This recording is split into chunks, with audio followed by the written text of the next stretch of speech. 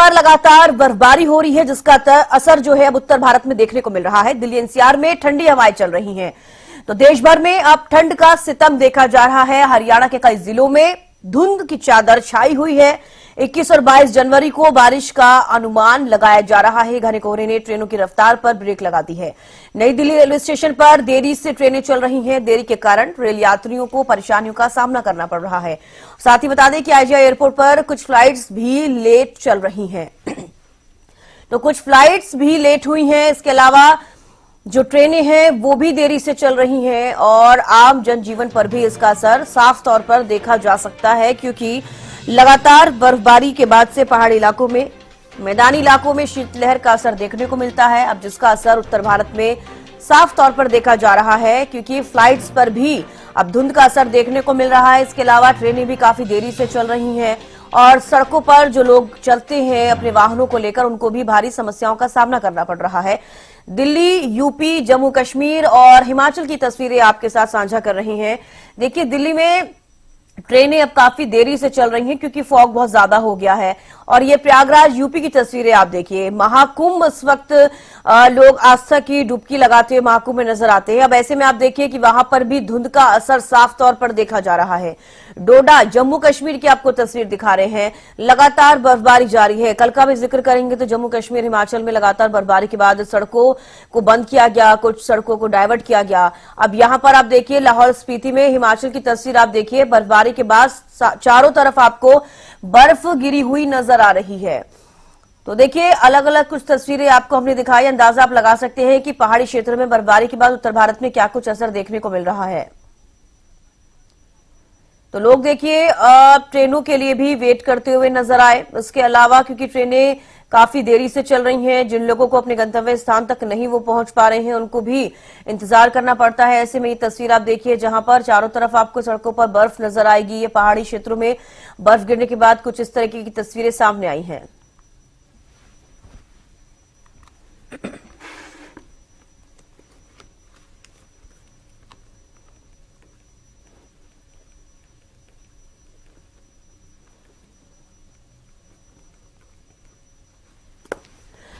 तो देखिए, देश में ठंड का सितम जो है साफ तौर पर अब देखा जा रहा है।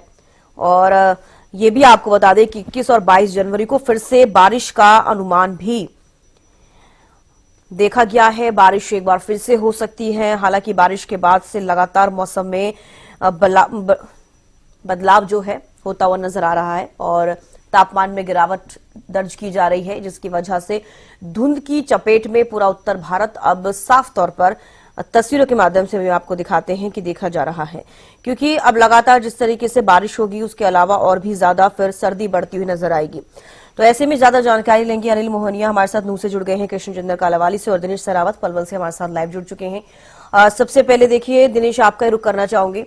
पलवल में फिलहाल अभी क्या कुछ टेम्परेचर है? और देखिए 21 और अगर हम बात करें 22 जनवरी का, तो बारिश होने के अनुमान भी है। फिलहाल तापमान क्या कुछ है और आने वाले दिनों में क्या कुछ रहेगा? फिलहाल देखिए, पलवल के तापमान की बात करें तो पलवल का न्यूनतम तापमान आज का 9 डिग्री सेल्सियस के करीब है और शीतलहर पलवल जिले में लगातार जारी है। जिस तरह से दिल्ली एनसीआर के साथ साथ उत्तर भारत में लगातार सर्दी कड़ाके की पड़ रही है। लोगों को परेशान होना पड़ रहा है सर्दी की वजह से, क्योंकि पहाड़ी इलाकों में बर्फ पड़ने की वजह से ये सर्दी कहीं न कहीं उत्तर भारत में लगातार लोगों को प्रभावित कर रही है। सर्दी की वजह से जो हाईवे पर जो चलने वाले लोग हैं, सड़कों पर जो टू व्हीलर्स की बात करें, उनको काफी दिक्कतों का सामना करना पड़ रहा है, क्योंकि सर्दी में जो टू व्हीलर्स पर जो लोग ड्यूटी जाते हैं उनको सीधी सर्दी प्रभावित करती है। इसी तरह कहीं न कहीं कोहरा जब छाया रहता है तो उसके साथ साथ ट्रेनें भी प्रभावित होती हैं और यातायात भी प्रभावित होता है। सड़क कोहरे की वजह से कई बार तो सड़क हादसे तक हो जाते हैं। इसको लेकर पलवल की जो यातायात पुलिस है उसने एडवाइजरी की है कि जो है अपने वाहनों को धीमी गति से चलाएं और रिफ्लेक्टर टेप लगा कर रखें, फॉग लाइट का यूज करें ताकि सड़क हादसों से बचा जा सके। इसको लेकर एनएचएआई ने पहले ही जिस तरह से सर्दी से 1 महीने पहले ही व्हाइट पट्टी जो नेशनल हाईवे पर लगा दी थी, इसी तरह पीडब्ल्यूडी विभाग ने जो लिंक रोड है, गांवों के रास्ते हैं, उन पर भी व्हाइट पट्टी लगाने का काम किया ताकि जो है लाइट की वजह से रिफ्लेक्टर जो व्हाइट पट्टी होती है उस पर जो रोशनी पड़ती है तो कहीं न कहीं रास्ते का पता चल जाता है, क्योंकि कोहरा इतना ज्यादा होता है। व्हाइट पट्टी नहीं होने की वजह से कई बार सड़क हादसे तक हो जाते हैं। जिस तरह से तापमान की बात हम करें 9 डिग्री सेल्सियस आज न्यूनतम तापमान है। कल हल्की बूंदाबांदी भी हुई थी, 2-3 दिन से हुई थी। आज ही बादल छाए रहेंगे, बादल छाने के साथ साथ 12-1 बजे तक धूप भी निकल सकती है, जिस तरह से मौसम विभाग ने अंदेशा जताया है। लेकिन सबसे बड़ी बात है कि सर्दी जो है आवारा पशुओं को ज्यादा परेशान कर रही है, जो बेसहारा लोग हैं उनको ज्यादा परेशान कर रही है, क्योंकि पशुपालक हैं वो अपने घरों में पशुओं को बचाने के लिए सर्दी से व्यवस्था जो है कर देते हैं, ताकि सर्दी से बचाव के लिए जो गर्म जो भी व्यवस्था करते हैं। लेकिन सच बात है, जो आवारा पशु हैं उनको काफी परेशान सर्दी कर रही है। आवारा पशुओं को काफी, इसी तरह रैन बसेरों की व्यवस्था जिला प्रशासन ने जो है बेसहारा लोग हैं उनको बचाने के लिए की है। जिला उपायुक्त ने उनका दौरा भी किया है रैन बसेरों का, वहां पर गर्म कपड़े बिस्तर की व्यवस्था की गई है, ताकि जो यात्री हैं या फिर बेसहारा लोग हैं वो सर्दी से अपने आप को बचा सकें। लेकिन जिस तरह से लगातार सर्दी पड़ रही है, ऐसे में हल्की बूंदाबांदी भी आने वाले दिनों में हो सकती है। जिस तरह से मौसम बूंदाबांदी हल्की होती है तो उससे कहीं न कहीं सर्दी और बढ़ जाती है। सीधे 2 दिन पहले पलवल में बारिश हल्की हुई तो उससे कहीं न कहीं पलवल में शीतलहर लगातार जारी है। मैं आपको बता दूं कि सर्दी की वजह से पिछले जो 15 दिन लगातार छुट्टियां बच्चों के स्कूलों की रही थी, लेकिन अब स्कूल भी सरकारी स्कूल खोल दिए। कई दिनों पर जो सर्दी को देखते हुए स्कूल अभी भी बंद है, लेकिन पलवल जिले में लगातार स्कूल खुल रहे हैं और सभी बच्चे जो है सर्दी में भी स्कूल जा रहे हैं। लेकिन आने वाले दिनों में देखता होगा कि सर्दी किस तरह से अपना असर दिखाती है, क्या रहता है पलवल जिले में। चलिए लौटूंगी आपके पास, आप बने रहिए हमारे साथ दिनेश। और भी जगहों से हमारे संवाददाता जुड़े हुए हैं, जानेंगे कि और जिलों में क्या कुछ हाल है। एक बार फिर से रुक करना चाहूंगी मैं कृष्ण जिंदल आपका, कालावाली में फिलहाल क्या कुछ तापमान है, और जिस तरीके से मौसम विभाग की तरफ से भी कहा गया है कि आने वाले 1-2 दिनों में भी बारिश हो सकती है, क्या कुछ रहने वाला है? की बात करें तो कालावाली के अंदर आज मौसम में वो धुंधलाई हुई और उसी के तरीके से जो ठंडी हवाएं हैं वो चल रही है, और पिछले 2-3 दिनों से ठंडी हवाओं का जो शीतलहर है वो चल रही है। और उस तरीके से अगर हम बात करें मौसम विभाग के अनुमान की, तो बरसात का जो 17 और 18 तारीख का एक अलर्ट जारी किया गया था, भी हल्की बरसात हो सकती है। उसी तरीके से आज जो मतलब बादल छाए हुए हैं और ठंडी हवा चल रही है, उस तरीके से अनुमान लगाया जा रहा है कि आज शाम तक बरसात होने के पूरे चांस हैं। और उसी तरीके से अगर हम ठंड की बात करें तो ठंड का कहर बिल्कुल देखने को मिल रहा है, और उसी जो ठंड है वो उसको लेकर प्रशासन ने कहीं इंतजाम भी किए हुए हैं। जिस तरीके से रैन बसेरे बनाए गए हैं, नगर पालिका के अंदर रैन बसेरा बनाया गया, क्योंकि जो बेघर लोग हैं जिनके घर की छत नहीं है, वो चौक चौराहों पर अपनी जो रात का समय व्यतीत करते हैं, उनको ठंड से बचाने के लिए प्रशासन ने पहल की हुई है। और उस तरीके से नगर पालिका के अंदर एक 14 बेडों का रैन बसेरा बनाया गया है, और उसी तरीके से महिलाओं के लिए भी एक अलग रूम की व्यवस्था की गई है, और वहां पर एक कर्मचारी की नियुक्ति भी की गई है। और वहां पर रैन बसेरा के अंदर जो लोग रात को ठहराव करेंगे उनके लिए अच्छी व्यवस्था की गई है, साफ स्वच्छ पानी की व्यवस्था की गई है, गर्म पानी की व्यवस्था की गई है, उसी तरीके से गर्म कंबल, रजाई, गद्दे वगैरह आदि की व्यवस्था की गई है, और वहां पर अच्छी सुविधा दी गई है। देखिए तस्वीरों में देख पा रही हूँ कि काफी ज्यादा आपके पीछे धुंध दिखाई दे रही है। सबसे ज्यादा अभी लग रहा है कि आपके यहाँ पर ही कालावाली में साफ तौर पर धुंध दिख रही है। तो क्या इसको लेकर भी कोई एडवाइजरी जारी की गई है? क्योंकि हरियाणा के कुछ ऐसे जिले हैं, फिलहाल अभी जितनी कालावाली में धुंध दिख रही है, और भी कई ऐसे जिले हैं जहां पर धुंध देखने को मिल रही है। जी बिल्कुल, कालावाली के अंदर पिछले 2 दिनों से धुंध जो है वो निकल रही है, और उस तरीके से कहीं ना कहीं 10-11 बजे सूर्य देवता भी दर्शन दे देते हैं। कल भी धुंध इसी तरह से सुबह 10 बजे तक धुंध थी, लेकिन वो धीरे धीरे जब समय निकलता गया तो 11 बजे के करीब सूर्य देवता ने दर्शन दिए, और उस तरीके से धुंध कहीं ना कहीं कम हुई। और पुलिस विभाग की तरफ से एडवाइजरी जारी की गई है कि जो वाहन है, वाहनों के मालिक हैं, वो अपने वाहन को धीमी गति से चलाएं और डिपर का प्रयोग करें, और हेडलाइट जलाकर रखें, और इसी तरीके से जो हार्न है उसका भी प्रयोग करें, और समय समय पर वो हार्न का प्रयोग करते रहे। उसके तरीके से जो पुलिस विभाग है उन्होंने वाहन मालिकों को, वाहन चालकों को कहीं ना कहीं जागरूक करते हुए अपने अभियान चलाया हुआ है। जी चलिए आपके पास लौटूंगी। अनिल मोहनिया भी नूह से हमारे साथ जुड़े हुए हैं। अनिल देखिए, नूह में फिलहाल तापमान क्या कुछ है अभी, और मौसम विभाग की तरफ से क्या कुछ एडवाइजरी जारी की जा रही है? नूह की बात करें तो नूह तापमान है इस तरीके से 2 दिन पहले बरसात हुई थी, बरसात के बाद तापमान में गिरावट जरूर देखने को मिली है और ठंडी देखने को मिली है, क्योंकि बरसात होने के बाद जैसे जैसे बरसात हुई है ठंड का असर ज्यादा देखने को मिल रहा है। हालांकि नूह में घना कोहरा तो नहीं है, हल्का कोहरा देखने को सुबह मिला था, वो अभी हट चुका है, क्योंकि अब से पहले जो ठंडी हवाएं चल रही थी, शीतलहर की बात करें तो उसके कारण जो थोड़ा कोहरा था वो मौसम वैसे साफ है। लेकिन आने वाले कुछ दिनों में कह सकते हैं कि बरसात देखने को मिल सकती है। जिस तरीके से आसमान में आज भी बादल हैं, हल्के फुल्के बादल देखने को मिल रहे हैं, कह सकते हैं कि आने वाले दिन है जो बरसात हो सकती है। और अब से पहले भी 2 दिन पहले भी बरसात हुई थी, अच्छी बरसात हुई थी, और वह किसानों के लिए फायदेमंद साबित हो रही है, क्योंकि किसानों का कहना है कि जो ये बरसात हुई है सही समय पर हुई है, गेहूं, सरसों और जो चना की फसल है उनके लिए बरसात फायदेमंद साबित हो रही है। इसी प्रकार आने वाले दिनों में बरसात होती है तो वो भी किसानों के लिए फायदा साबित होगा उस बरसात से। और ठंड की बात करें तो ठंड का असर पूरी तरीके से देखने को मिल रहा है, खास करके जिस तरीके से 2 दिन पहले बरसात हुई थी उसके बाद अब ठंड है, पूरे असर पर है, अपने स्वभाव पर है कह सकते हैं। और आने वाले दिनों में ठंड और भी अधिक देखने को मिलेगी। बिल्कुल, चलिए लौटूंगी आपके पास। दिनेश, देखिए आज का अगर मौसम का जिक्र करें तो क्या आज भी बारिश के आसार हैं आने वाले 1-2 दिनों का अगर जिक्र करें? क्योंकि देखिए बीते दिनों देखा गया है कि बारिश हुई जिसके बाद से और भी ज्यादा ठंड बढ़ती हुई नजर आई थी। जी बिल्कुल, 2 दिन पहले जिस तरह से पलवल में बारिश हुई थी उससे कहीं न कहीं सर्दी और ज्यादा बढ़ गई थी। आज के तापमान की बात करें तो पलवल का जो 9 डिग्री सेल्सियस के करीब तापमान है।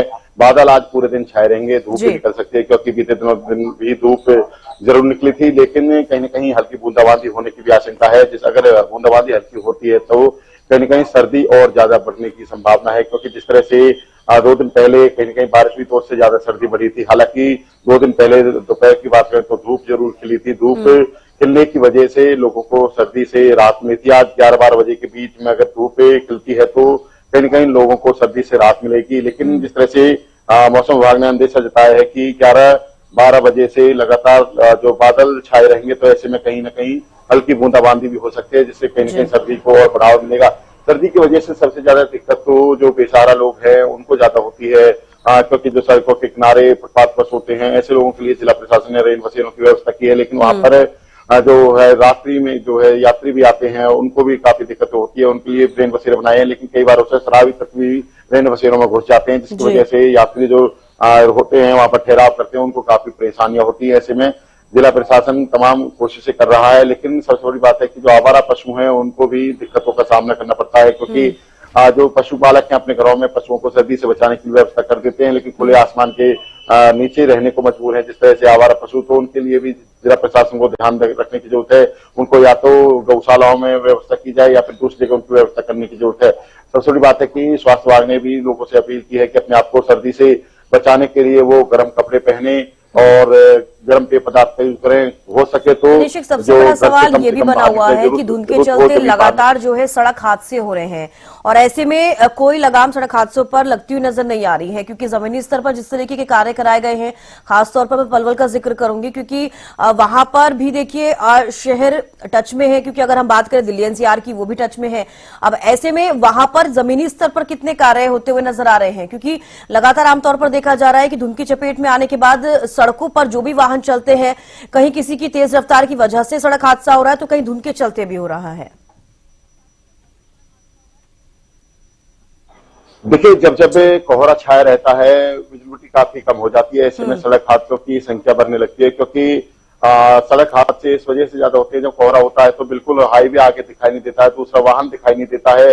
इस वजह से जिला प्रशासन की ओर से जो है एनएचएआई की तरफ से हाईवे पर व्हाइट पट्टी या फिर रिफ्लेक्टर पट्टी लगाई जाती है, ताकि हाईवे पर जो चलने वाले वाहन की लाइट व्हाइट पट्टी पर पड़े और उसको रास्ता दिख सके। लेकिन सबसे बड़ी बात है कि आगे का वाहन नहीं दिखता है, ज्यादा विजिबिलिटी कम हो जाती है, तो ऐसे में सड़क हादसे बनते हैं। इसको लेकर कहीं न कहीं पीडब्ल्यूडी विभाग ने जो देहात की सड़कें हैं, लिंक रोड हैं, उन पर भी व्हाइट पट्टी की व्यवस्था की है, लेकिन फिर भी कोहरा इतना बढ़ जाता है या फिर ड्यूटी जाने वाले लोग हैं या फिर गंतव्य स्थान की ओर जाने वाले लोग हैं, थोड़े स्पीड अगर ज्यादा भी करते हैं तो सड़क हादसे हो जाते हैं। कई बार अलग अलग जिलों में देखने को इस तरह की घटनाएं सामने आती हैं, कई वाहन आपस में बढ़ जाते हैं, कई लोगों की जान चली जाती है, कई लोग जख्मी हो जाते हैं। इसको लेकर यातायात पुलिस भी लोगों को जागरूक कर रही है कि अपने वाहनों को धीमी गति से चलाएं, रिफ्लेक्टर टेप लगाएं और फॉग लाइट का यूज करें। सबसे बड़ी बात है कि इन व्यवस्थाओं को करने के बावजूद भी जब से कोहरा ज्यादा होता है फिर भी कहीं न कहीं किसी न किसी की लापरवाही से सड़क हादसे जरूर हो जाते हैं। तो ऐसे में पलवल पुलिस की, यातायात पुलिस की लोगों से अपील की जा रही है कि अपने आप को सेफ रखें और इसके लिए कहीं न कहीं धीमी गति से वाहन चलाएं और जो ट्रैफिक के नियम है उनका फॉलो करें, ताकि सड़क हादसों में कमी लाई जा सके, किसी की जान जोखिम में ना जाए। चलो ठीक है, आप दिनेश बने रहिए हमारे साथ।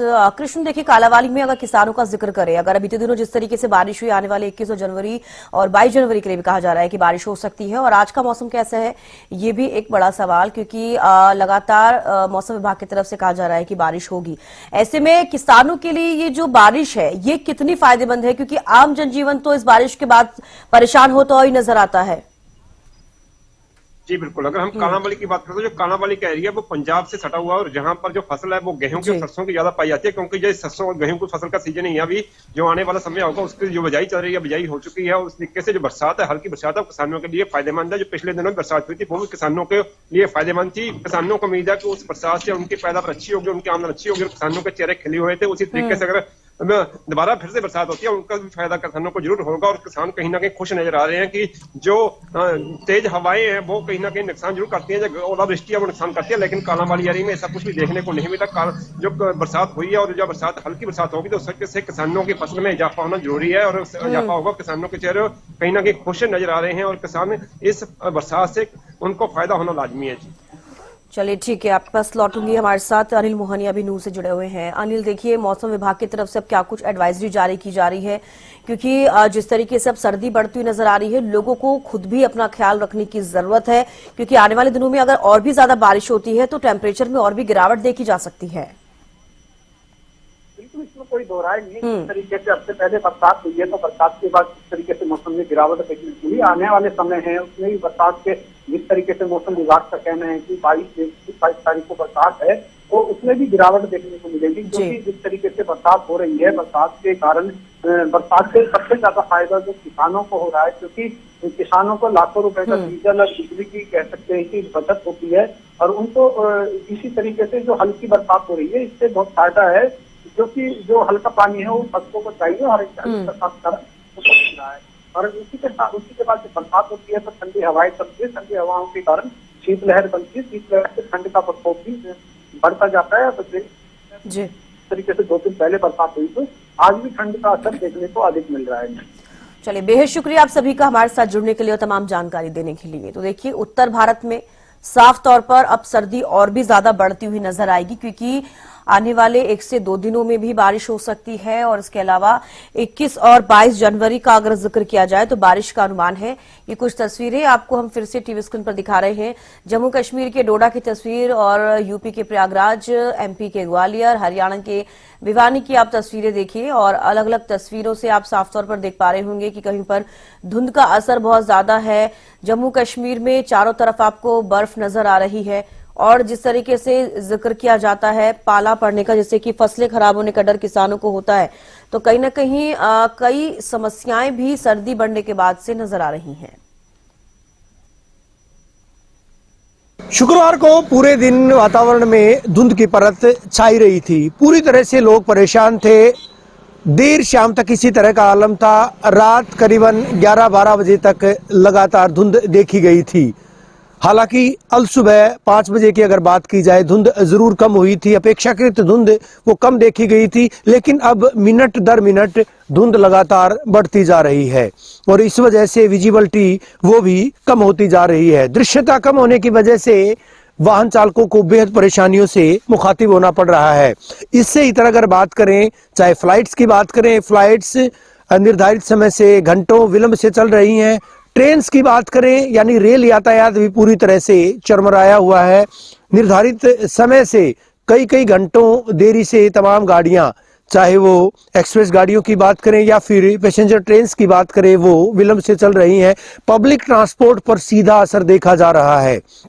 बसों की अगर बात करें या फिर दूसरे वाहनों की बात करें, वो वाहन निर्धारित समय से देरी से अपने गंतव्य पर पहुंच रहे हैं। ऐसे में आम आदमी का जनजीवन पटरी से पूरी तरह से उतर चुका है। जनजीवन अस्त व्यस्त हो चला है।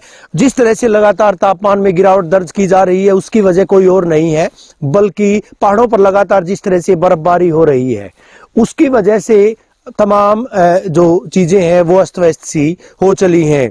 मौसम जो बदलना चाहिए था वो मौसम कुछ दूसरे तरीके से बदल रहा है। यानी सकारात्मक ये माना जा रहा था कि कहीं न कहीं तापमान में कुछ बढ़ोतरी दर्ज की जाएगी, लेकिन यहाँ तो अब तापमान पूरे समूचे उत्तर भारत की अगर बात की जाए, मैदानी इलाकों की बात करें, तापमान लगातार गिरता जा रहा है। प्रतिदिन कभी 1 डिग्री कभी 2 डिग्री सेल्सियस की गिरावट दर्ज की जा रही है। कल रिकॉर्ड तोड़ ठंड दर्ज की गई थी। अधिकतम तापमान कई सारे इलाकों में, प्रदेश की अगर मैं बात करूं तो 13 से 14 डिग्री देखा गया था, जबकि न्यूनतम तापमान भी 5 डिग्री तक पहुंचा था।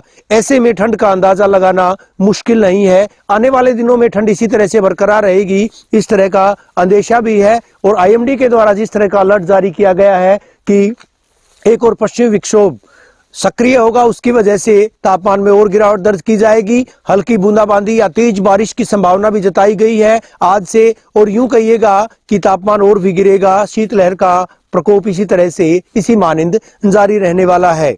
वीडियो जर्नलिस्ट सुमित अवस्थी के साथ रवि जांगड़ा, हरियाणा न्यूज।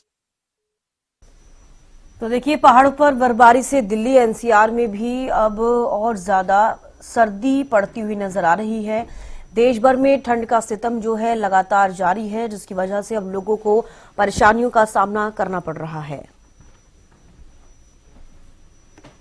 जिसकी वजह से आपको बता दें कि फ्लाइट्स भी देरी से चल रही हैं। इसके अलावा ट्रेनों पर भी इसका असर देखने को मिल रहा है। आम जनजीवन जो है अस्त व्यस्त होता हुआ नजर आ रहा है।